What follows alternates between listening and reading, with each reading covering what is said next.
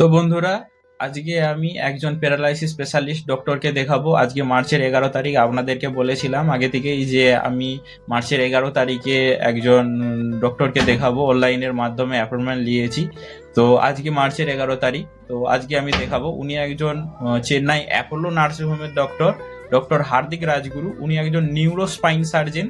তো বেসিক্যালি আর কি নার্ভের ডাক্তার। তো ওনাকে আজকে দেখাবো অনলাইনের মাধ্যমে। আর কিছুক্ষণ আগে আমাকে ওখান থেকে ফোন করেছে, আর ফোন করে বলেছে আমাকে তৈরি থাকতে 40 মিনিটের মধ্যে ডাক্তারের সাথে আমার ভিডিও কল যোগ করা হবে আর কথা বলবো। আর আপনাদেরকে সমস্ত কিছুটা দেখানোর চেষ্টা করব, মানে স্ক্রিন রেকর্ডিং চালু করে রাখবো, সমস্ত কিছুটা দেখানোর চেষ্টা করব, যাতে আপনারাও মানে সরাসরি জানতে পারবেন যে ডাক্তারবাবু আমাকে দেখে কি বললো।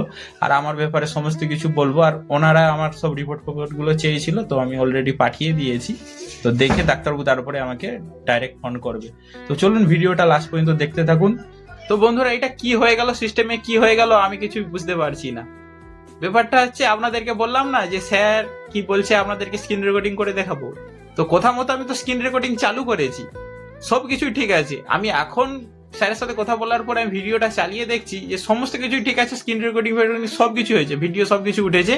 কিন্তু একটা প্রবলেম হয়ে গেছে, ভয়েস শোনা যাচ্ছে না। মানে স্যারের সাথে যে আমি কি কথা বললাম, স্যার কি আমাকে বললো, সেই সব কিছু শোনা যাচ্ছে না, খালি স্ক্রিন রেকর্ডিং হয়েছে।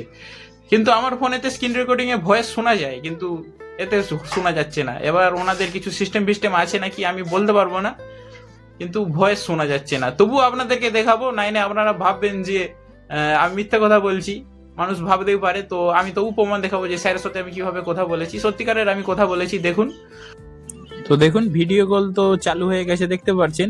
কিন্তু দুজনেরই কথা শোনা যাচ্ছিল না, মানে ওখান থেকেও কিছু শোনা যাচ্ছিল না আর আমার কথাও কিছু শোনা যাচ্ছিল না। সমস্ত কিছুই মিউট হয়ে গিয়েছিল। উনি আমাকে অনেক কিছু জিজ্ঞেস করেছেন। তো মূলত উনি মেন ডাক্তার না, উনি হচ্ছে মনে হচ্ছে ডাক্তারবাবু অ্যাসিস্ট্যান্ট, কেননা আমাকে সমস্ত কিছু উনি জিজ্ঞেস করে এক জায়গায় টাইপ করছিল। ঠিক আছে, মানে ল্যাপটপ কম্পিউটারে টাইপ করছিল। তো সমস্ত কিছু এগুলো নিয়ে জিজ্ঞেস করছিল, কবে অ্যাক্সিডেন্ট হয়েছে, কতদিন ধরে, কোথা থেকে সেন্স নেই, ঘাটা আছে কিনা, এইসব নানা রকম রিপোর্ট দেখে এইসব বলছিল আর কি।